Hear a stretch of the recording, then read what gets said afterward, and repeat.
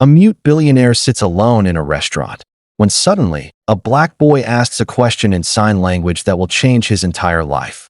You won't believe what happens next. Let's continue this story.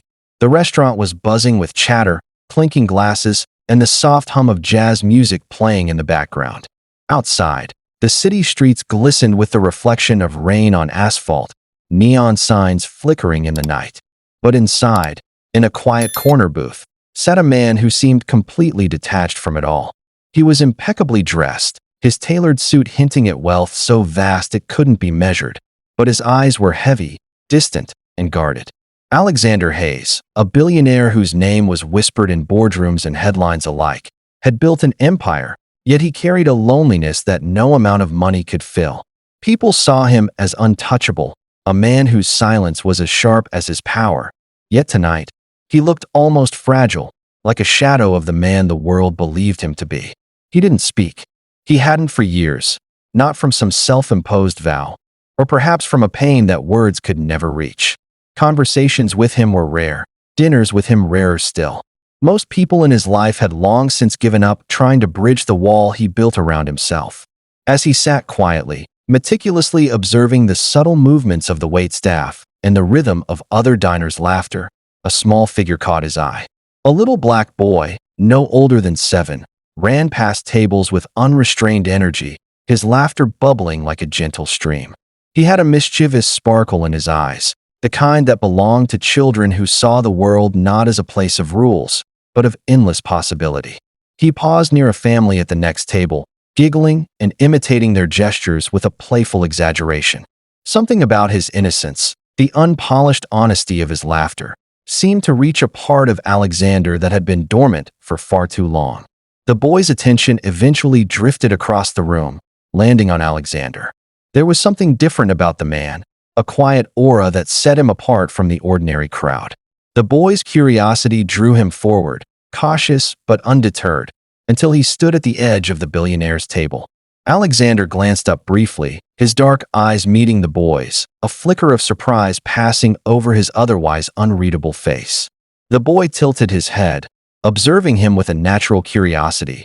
Then suddenly, as if on impulse, he raised his small hands and began moving them in a way that caught Alexander completely off guard. The movements were deliberate, precise, and at first, Alexander couldn't quite understand. But then, a memory long buried, a skill long ignored, surfaced. The boy was using sign language, clear and unhesitating, to communicate. Alexander felt a jolt through his chest, an unexpected connection sparking between the child and him. It had been years since anyone had tried to speak to him. Not just with words, which he could never use, but with gestures, the silent language he had mastered in his youth but abandoned as life became complicated, demanding, and cold. The boy signed again, faster this time, asking a simple question, one that pierced through the layers of Alexander's isolation. "Are you okay?" His tiny brows furrowed slightly, a shadow of concern crossing his face. Alexander blinked, his hands trembling almost imperceptibly as he reached up, trying to respond. Words were unnecessary, he realized, because the boy understood a language that transcended speech, a language of silence and intention, a language of the heart. He moved his hands slowly, deliberately, unsure if he could still remember the signs after so many years. "I am fine," he signed, his gestures awkward but sincere. The boy's face lit up, a bright, pure smile spreading across his lips. "Do you want to play a game?" he signed, bouncing slightly on his toes. Alexander chuckled silently, a sound that surprised even himself. He had forgotten what it felt like to be lighthearted, to engage in something so simple and human. He nodded, signing back. "Yes, what kind of game?" The boy's excitement was contagious.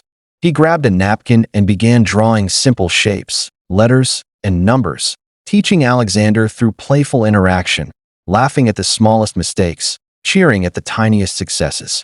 For the first time in what felt like a lifetime, Alexander wasn't a billionaire. He wasn't a man bound by fear, expectation, or reputation. He was just a man, sitting across from a child, rediscovering a piece of himself he had thought lost forever. As the evening went on, other diners began to notice, stealing glances at the unusual pair. Some smiled, charmed by the innocence and authenticity of the interaction, while others whispered, unable to comprehend why a boy would communicate so freely with a man who clearly had everything yet seemed incomplete. But Alexander didn't care. He had long since stopped caring about the opinions of the world. He found himself opening up, laughing silently, signing responses with increasing confidence, sharing stories and gestures, drawing little sketches on napkins to communicate complex ideas, and feeling a warmth he hadn't experienced in decades. The boy's presence was magnetic, his energy pulling Alexander out of the shadows of his loneliness, reminding him that life, at its core, was about connection, not currency. By the time the dessert plates arrived, Alexander felt something shifting inside him, a softening, a vulnerability he had long resisted. The boy, sensing it, reached across the table and gently took Alexander's hand, signing a simple phrase, "You are not alone." Alexander's eyes welled up, but this time, the tears were not of sorrow or regret. They were of relief, of recognition, of a silent gratitude that words could never fully express. The bustling restaurant seemed to fade away, leaving just the two of them, locked in a moment that transcended age, race, and status. A billionaire and a child, connected through a language older than words, reminding each other, and perhaps the world, that even in silence, hearts could speak volumes. And in that quiet, magical corner, something extraordinary began. A friendship that neither wealth nor hardship could define, a bond that would change both of their lives forever. Alexander realized that the world had been speaking to him all along, but he had only just begun to listen. The restaurant's lights cast a warm, golden glow over the table, highlighting the contrast between the little boy's playful energy and Alexander's usual composed demeanor. For a moment, it was as if time itself had slowed down, the world outside the glass walls fading into irrelevance. The boy, whose name was Jamal, leaned forward eagerly, signing rapid sequences of questions and observations, his tiny hands flying with excitement. Alexander followed as best he could, his own sign slower, a bit awkward, but growing more confident with every passing minute. He realized that Jamal's curiosity was infectious, a spark that ignited a part of him he had long neglected. At first, Alexander's responses were minimal, cautious. He had been hurt before, mistrusted before, and even now, trust did not come easily. But the boy's laughter, the sheer innocence and unguarded honesty of it, began to break down the walls he had spent years building. Jamal wasn't interested in the man's wealth, his power, or his influence. He simply wanted to communicate, to share, to explore the world through the small window of connection they now shared. And for Alexander, it was revolutionary. He hadn't realized how starved he was for such a genuine interaction, free from expectation or judgment. As the waiter brought over a tray of chocolate mousse and warm pastries, Jamal's excitement didn't falter. He immediately began signing a playful challenge. Could Alexander guess what he had drawn on his napkin without looking? Alexander raised an eyebrow, a small smirk tugging at the corner of his lips. He leaned in, studying the napkin with exaggerated concentration. The two of them engaged in a silent, delightful game. Every correct guess elicited a victorious cheer from Jamal, and even Alexander couldn't suppress the quiet chuckle that escaped him. For the first time in years, he felt seen, not for what he owned, but for who he was, if only through gestures, smiles, and shared laughter. A few tables over, other diners began to notice the unusual bond forming. Some whispered to each other, enchanted by the sight of a billionaire interacting so warmly with a child. Others were skeptical, muttering that a man of such status couldn't possibly have anything in common with someone so ordinary. But Alexander didn't notice. He was entirely absorbed in the present, in the boy's energy, in the unexpected joy that had entered his carefully controlled life. He realized something profound. All the money in the world could not buy this, the pure, unfiltered experience of connecting with another human being on a level deeper than words. Jamal's questions shifted, growing more personal, though still lighthearted. He signed, "Do you ever get lonely?" Alexander paused, his hands frozen mid-sign. It was a question he had long avoided, a truth he had buried under layers of success and ambition. But something about the boy's open, trusting eyes made it impossible to deflect. Slowly, Alexander signed back. Yes, sometimes very lonely. The words, though silent, felt heavier than any conversation he had ever had in a boardroom or a mansion. He felt exposed, vulnerable, yet strangely relieved. Jamal nodded knowingly, as if he had understood far more than Alexander realized. Then, without warning, Jamal signed another question that made Alexander pause even longer. Do you want to be my friend? The simplicity of it, the raw honesty, was disarming. Alexander's chest tightened with emotion, and for a moment, he didn't respond. He wanted to. He desperately wanted to. But fear whispered, what if this connection ended? What if he disappointed this small, trusting soul? Yet when he looked at Jamal, his face alight with hope and expectation, Alexander felt a swell of courage. He moved his hands, carefully forming the signs. Yes, I would like that very much.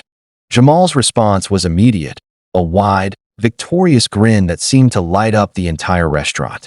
He reached across the table and gently tapped Alexander's hand, sealing the unspoken promise of their new friendship. It was more than a simple agreement. It was a bridge between worlds, a moment that defied societal expectations, defied assumptions about wealth, race, and age. In that instant, Alexander felt a surge of hope, a sense that maybe, just maybe, he could let someone in without fear. The evening stretched on, filled with laughter, playful teasing, and the simple joy of discovery. Alexander taught Jamal small things, how to sign more complex words, how to draw little stories that conveyed entire emotions. And Jamal, in turn, reminded Alexander how to see the world through unfiltered eyes, how to rediscover delight in ordinary moments. Every interaction chipped away at the loneliness that had clung to Alexander like a shadow, replacing it with a warmth that was impossible to quantify. By the time the restaurant began to empty, and the waitstaff quietly cleaned up around them, the bond between the billionaire and the child had grown undeniable. Alexander felt lighter, freer, more human than he had in decades. Jamal, energetic yet patient, packed up his small backpack and gave Alexander a small hand-drawn picture, a cartoon version of the two of them sitting at the table, laughing silently. Alexander smiled, signing a heartfelt "thank you" for this night, and the boy waved goodbye, promising to return. As Alexander watched Jamal disappear into the night, he realized something profound. Wealth had given him many things, but it had never given him connection, never given him the joy of being truly understood. And in a small restaurant, across a table cluttered with desserts and napkins, a little boy had done what money, power, and influence never could. He had reminded Alexander how to be human again, how to open up, and most importantly, how to let someone in, one gesture at a time. The next day, Alexander couldn't stop thinking about Jamal. Normally, his mornings were a blur of meetings, phone calls, and the constant buzz of corporate demands. But now his mind kept drifting back to the little boy's bright eyes and the effortless joy he radiated. He found himself staring at the ceiling of his penthouse, replaying the silent conversation they had shared, the gestures, the laughter, the unspoken understanding. For the first time in years, he realized that all the deals, contracts, and stock market victories had never touched his heart the way that small, curious child had in a single evening. By mid-morning, Alexander had made a decision. He called his assistant, instructing her to locate the restaurant where he had met Jamal the night before. She hesitated, aware that this was uncharacteristically personal for her usually reserved boss, but she obeyed without question. Alexander's mind was fixated on one goal: to see Jamal again, to continue the connection that had stirred something deep within him. The thought of returning to his usual routine, surrounded by superficial conversations and endless demands, now felt suffocating. He needed this. He needed the boy. When he arrived at the restaurant that afternoon, the place was quieter than the night before. The sun streamed through the large glass windows, casting warm patterns on the polished floors. Alexander scanned the dining room anxiously, hoping to catch a glimpse of Jamal before he left. And there he was, sitting at a small corner table, his little legs swinging as he doodled on a piece of paper, completely absorbed in his own world. Alexander approached cautiously, not wanting to startle him. Jamal looked up, and his face instantly brightened with recognition. He stood, bouncing slightly on his toes, and signed. "You came back." Alexander nodded, a smile breaking across his usually stoic face, and responded in kind, "I wanted to see you again." The boy's eyes sparkled with excitement, and in that instant, Alexander felt a warmth that had nothing to do with money or power. It was pure human connection, raw and uncomplicated. They spent the afternoon together, Alexander slowly rediscovering how to communicate through sign language, Jamal teaching him new signs, correcting him gently, laughing when his gestures were clumsy, cheering when he got them right. They drew little stories on napkins, shared jokes without words, and for a few hours, the billionaire and the child existed in a bubble of joy that seemed immune to the pressures of the outside world. Alexander realized he had forgotten what it meant to simply enjoy life, to exist in a moment without strategy, without ambition, without expectation. During a brief pause, Alexander signed hesitantly, "Do you want to visit my office? You can see where I work." Jamal's eyes widened with curiosity and a little excitement. He nodded vigorously, and soon they were walking side by side through the streets, Alexander careful to match his pace to the boy's small steps. It struck him how something so simple, just spending time with a child, felt revolutionary, liberating even. The world that had always demanded so much from him now seemed less intimidating, less urgent. For once, he could focus on the little things, a smile, a laugh, a shared glance. Arriving at his office building, Alexander held the door open for Jamal, who ran ahead with the eagerness of someone entering a new adventure. Inside, the sleek, modern lobby seemed almost cold compared to the warmth of the restaurant, but Jamal's energy filled it instantly. Alexander led him to the elevator, and as they ascended to the top floor, he realized how rare this feeling was for him. A mix of anticipation, joy, and a subtle fear of letting someone in. He had spent decades protecting himself, keeping everyone at a distance, and yet here he was, willingly inviting a stranger, a child, into his carefully guarded world. Once inside his office, Jamal's eyes widened at the sheer scale of the space. Wall-to-wall windows offered a panoramic view of the city, glistening in the afternoon sun. Alexander had furnished it with expensive, minimalist elegance, yet now the office felt less like a symbol of power and more like a stage for the bond that was forming between them. Jamal immediately ran to a low shelf, picking up a small model airplane and pretending to fly it across the room, giggling. Alexander laughed silently, signing back, "Careful, don't crash it." The boy responded with exaggerated caution, both of them fully immersed in their own playful world. As the afternoon wore on, Alexander began to share small pieces of his life with Jamal, not in words, but through gestures, drawings, and sign language. He showed him pictures of his family, simple doodles representing his childhood memories, little snapshots of a life the world never saw. Jamal listened intently, responding with curiosity and empathy, asking questions that Alexander had never thought anyone would ask. There was no judgment, no pretense, just pure, unfiltered interest. Then Jamal signed something that made Alexander pause. "Why are you alone?" The question was innocent, but it pierced straight to the heart of Alexander's loneliness. He hesitated, struggling to find the right signs, then slowly formed the words, "I chose to be alone. People misunderstand me. I hurt easily." Jamal's expression softened, and he reached over, touching Alexander's hand gently, as if to say that it was okay. Alexander felt a lump in his throat, realizing that in this small child's presence, he could admit vulnerability without fear. For the first time in years, he felt seen, truly seen, in a way no one else had managed. By the time the sun began to set, painting the sky in shades of gold and crimson, Alexander knew something had shifted irrevocably inside him. Jamal had brought light into a space that had long been shrouded in silence and solitude. He had reminded Alexander of the power of connection, the importance of human touch, even if it was through hands, gestures, and unspoken understanding. And as they prepared to leave the office, Alexander silently vowed that this was only the beginning.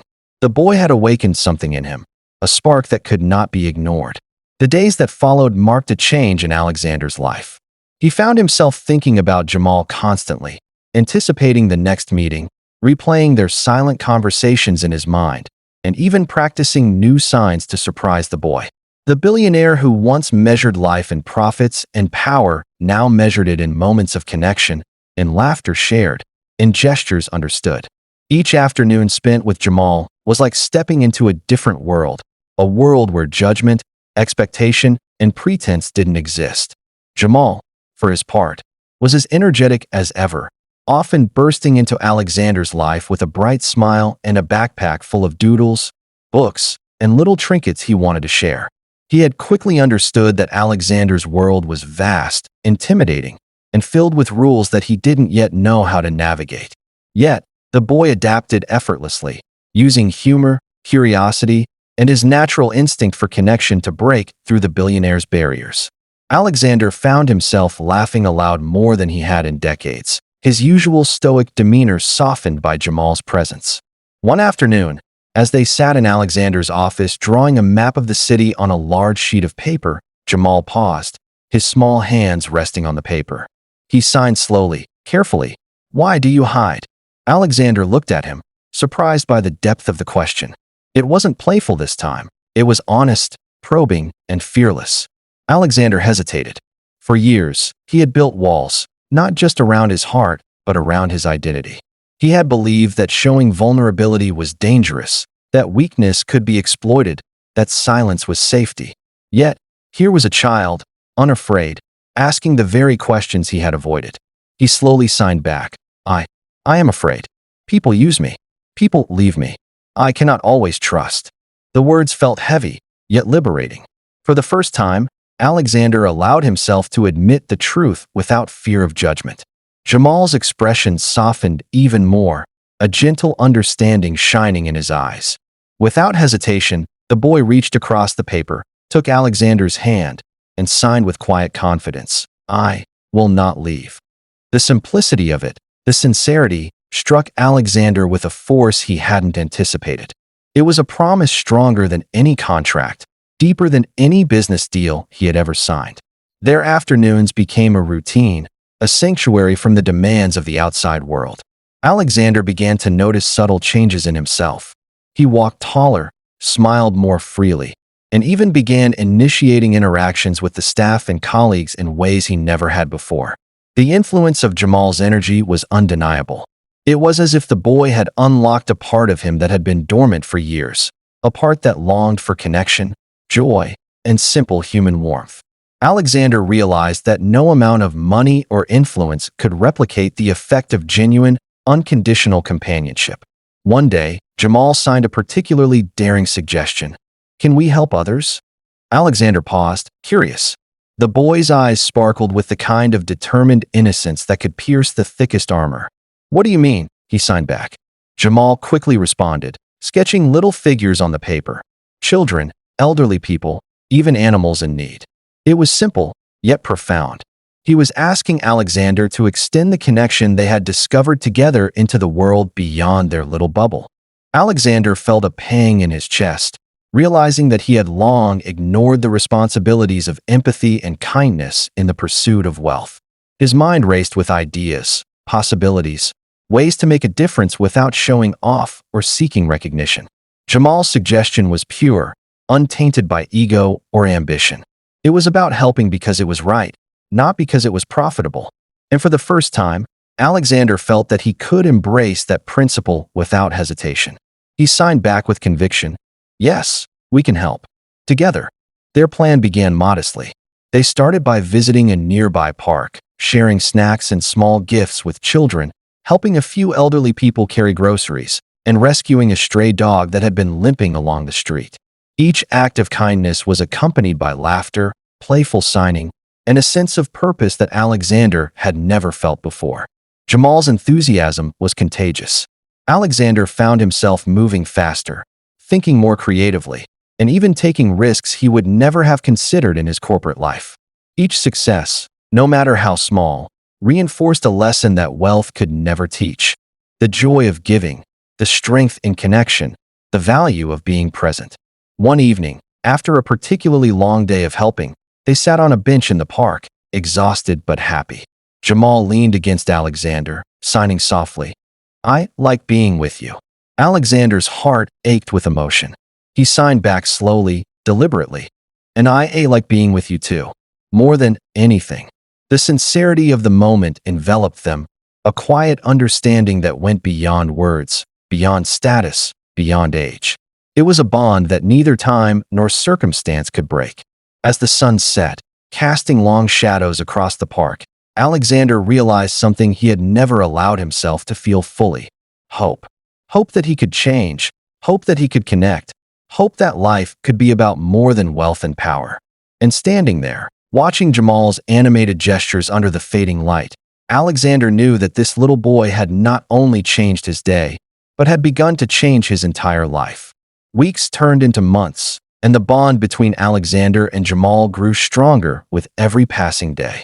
The billionaire who had once sat alone in silence now found himself laughing, playing, and exploring the world with the little boy who had reminded him what it meant to be human.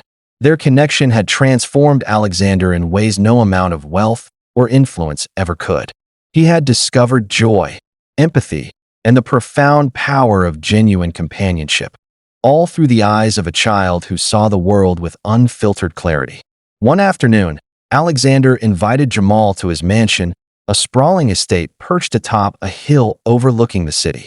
Normally, such a place might feel intimidating, even cold, but with Jamal's presence, it was filled with warmth, laughter, and playful chaos. The boy ran through the gardens, chasing butterflies and collecting flowers, while Alexander followed, signing questions and responses with increasing ease. Every gesture, every laugh, every shared glance reinforced the deep connection they had built. Alexander realized that Jamal had taught him something invaluable, that life was not meant to be endured in isolation, but to be shared, experienced, and celebrated with others. As they entered the mansion, Jamal paused, eyes wide with wonder. Alexander knelt down, signing slowly. "This is my home, but you make it feel alive." Jamal smiled brightly, racing to explore every corner, discovering rooms filled with books, art, and memories Alexander had long forgotten. They spent hours creating little adventures, building forts out of furniture, drawing maps of imaginary kingdoms, and inventing stories that only they could understand. Alexander laughed freely, the sound unguarded and genuine, echoing through the halls in a way it never had before. Later that evening, as the sun dipped below the horizon, casting the sky in warm shades of orange and pink, they sat on the balcony overlooking the city. Jamal leaned against Alexander, signing softly, "I am happy. Thank you for today." Alexander felt a lump in his throat, realizing how much the boy had come to mean to him. He signed back carefully, pouring all his emotions into the simple movements. "I am happy too. You have changed me more than you know." The sincerity in his gestures, the depth of feeling in his eyes, conveyed a message far more powerful than words ever could. That night, as Jamal prepared to leave, Alexander handed him a small, hand-drawn book. Inside were sketches of their adventures, stories of their shared moments, and little notes signed in their silent language. Jamal's eyes sparkled as he hugged the book tightly. Alexander signed one final message: "No matter what, we will always be friends." Jamal nodded vigorously, signing back, "Always and forever." In that instant, Alexander understood the true meaning of connection. It was not about wealth, status, or power. It was about love, trust, and the willingness to open one's heart, even after years of isolation. Days passed, and Alexander found himself changing in ways he had never anticipated. He began reaching out to others, not for business, but to help, to connect, to share joy. He donated to causes that mattered, volunteered his time, and even began mentoring children who, like Jamal, had the courage to see the world differently. Each act of kindness reminded him of that first evening in the restaurant, when a little boy's courage to communicate in sign language had broken through his walls and awakened something deep within him. One rainy afternoon, Alexander returned to the same restaurant where it had all begun. The familiar corner booth was empty, yet the memories of that night felt alive. He smiled softly to himself, thinking of Jamal's laughter, the playful gestures, the unspoken promises they had made. It was a reminder that life's greatest treasures were not material. They were moments of connection, trust, and love. And somewhere, out there, Jamal was smiling too, knowing that he had made a difference in a man's life, just as the man had made a difference in his. In the months and years that followed, Alexander and Jamal's friendship remained unbreakable. They faced challenges, grew together, and discovered the profound joy of shared experiences. Alexander no longer sat alone. He no longer felt trapped by wealth and expectation. He had learned, through the eyes of a little boy, that life's true richness came not from money or power, but from the courage to connect, to love, and to be seen. And in that realization, he found a peace he had never known before, a peace born not of silence, but of shared understanding, laughter, and the unspoken bond between a billionaire and a child who had taught him how to truly live. As the story of Alexander and Jamal's friendship spread quietly among those who witnessed it, people began to understand something profound. True wealth is measured not by what you own, but by the lives you touch, the hearts you open, and the love you give. And for Alexander, the mute billionaire who once sat alone in a restaurant, the most valuable treasure he ever found was not in his accounts or his empire, but in the little hands that had signed a simple message: "You are not alone." If you enjoyed this incredible story, make sure to like, subscribe, and turn on notifications so you never miss an amazing tale. Tell us what you think in the comments below.